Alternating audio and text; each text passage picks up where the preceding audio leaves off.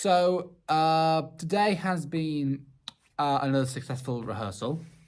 This time I was able to pick up Lydia and Connor for the first time.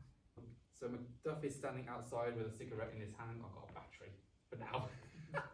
I started out with Connor because Connor had to leave quite soon, and these were actually quite fun scenes. What one? Don't mind if I do. This is a battery for now. I don't know where I get these batteries from. So Lydia sat by where we were facing the audience. So Lydia was the audience, and she got to see Act 1, Scene 2, where Connor was doing his role. Vim he couldn't attend to this because A, he's ill, and also because he's more focused on Act 1, Scene 3 rather than all the other scenes. So I need him full on board for that. Connor hasn't learned the words, but it's still early days at the minute. Didn't know you smoked.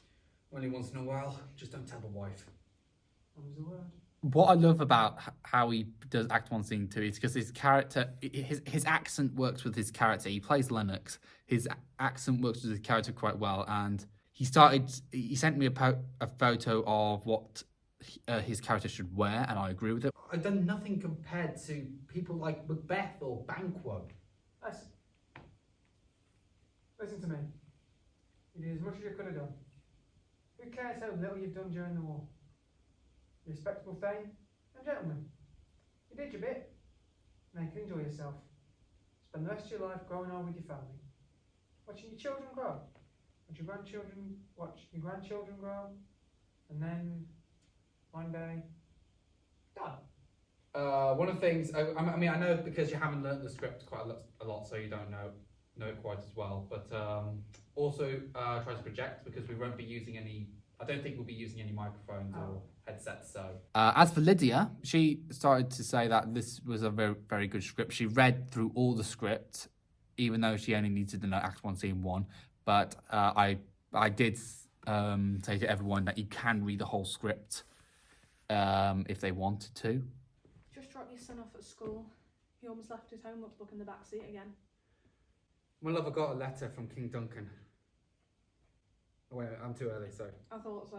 Yeah, sorry. I feel much better for you going to a party than going to war. I hardly went to war compared to most Thanes, particularly Macbeth, and he's become Thane of Cawdor. What do you mean?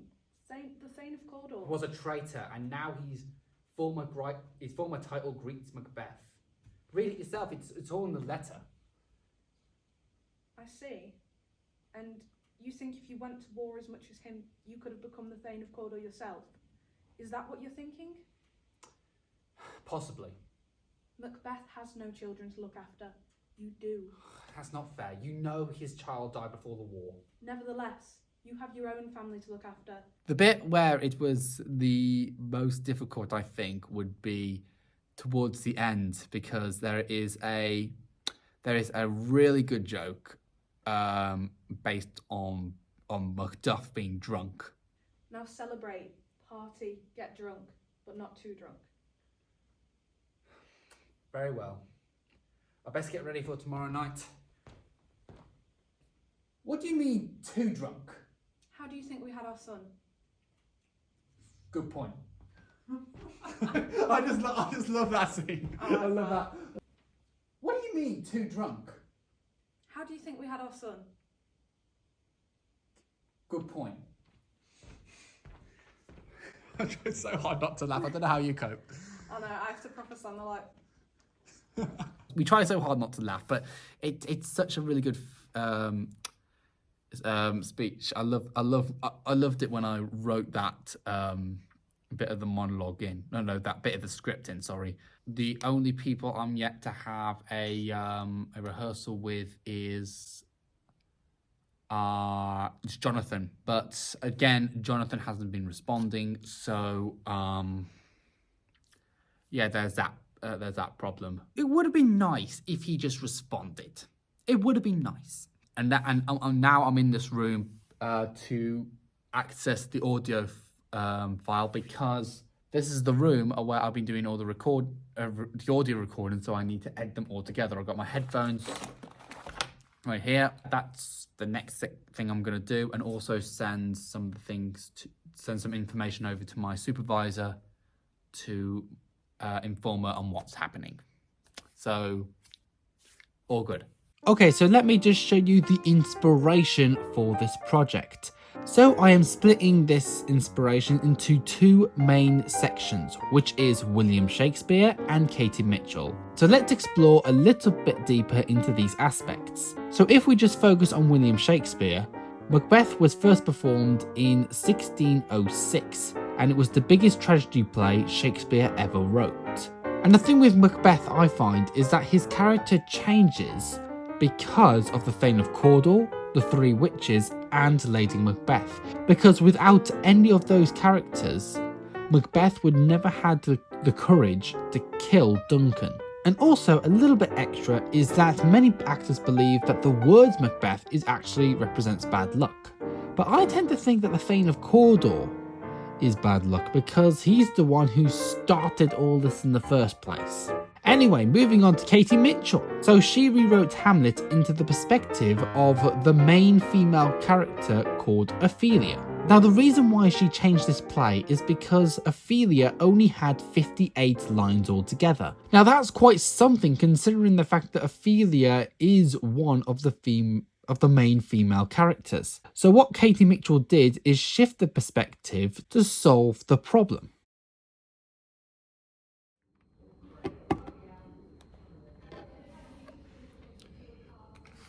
Right, okay.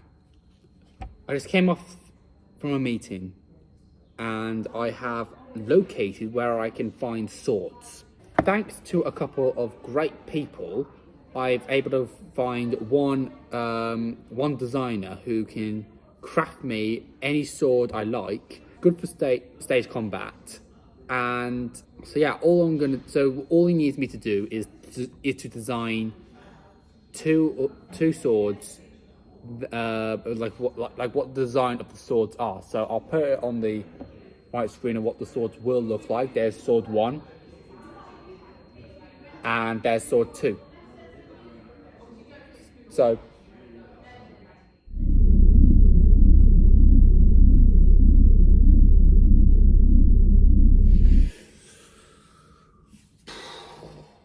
now things are starting to go my way because I managed to find the first prop of the performance that exists. I know, it's a gun. Don't worry, it's a fake one. Look, it's got a little orange thing on the end. And this is the prop that's going to be used for pretty much at the very end where Macbeth kills Macbeth. And it's actually quite a cool prop as well. You put the bullets in there, or fake bullets. Oh, there we go. And I know this is a cowboy gun and it's a modern piece, but this gun's only going to be seen for like a few seconds. So if someone holds it like that, you hardly tell. So it's a cowboy gun from over here, not alone if it was somewhere over there, because that's how far away the audience is going to be. But it's quite a good gun. I can't get this right. I better put this away before anyone sees you with it, otherwise they're going to raise the alarm, call security, and I'll be handcuffed to the ground. The other important item for Act 1 Scene 4 happens to be the swords, and I've been talking to this very kind man called Wayne, who has asked me for specific designs of the two kinds of swords. What you would like is quite detailed. What is the timescale on the project? What I have done in the past for students here is make a basic shape, and then the student has finished it off, such as painting. Okay, here's the thing. I am in the library right now, and the reason why I'm in the library, I need to confirm when I'm going to do the recording bit for Act 1 Scene 3. Because basically, Act 1 Scene 3 is a recorded section, it's a recorded scene, and it takes place in the library. Actually, there's two sections of the library: ground floor, first floor, I need to film the first floor. So I'm just confirming it with the library to see if it's okay to do it on the weekend. They said it's gonna, no, I have to sign a couple of forms. Honestly, I hate paperwork. Honestly, I did film it here this time last year and I didn't have to have anyone's permission. I didn't have to fill a form out. I think they're coming now. Yeah, they're coming. I'll see you in a bit.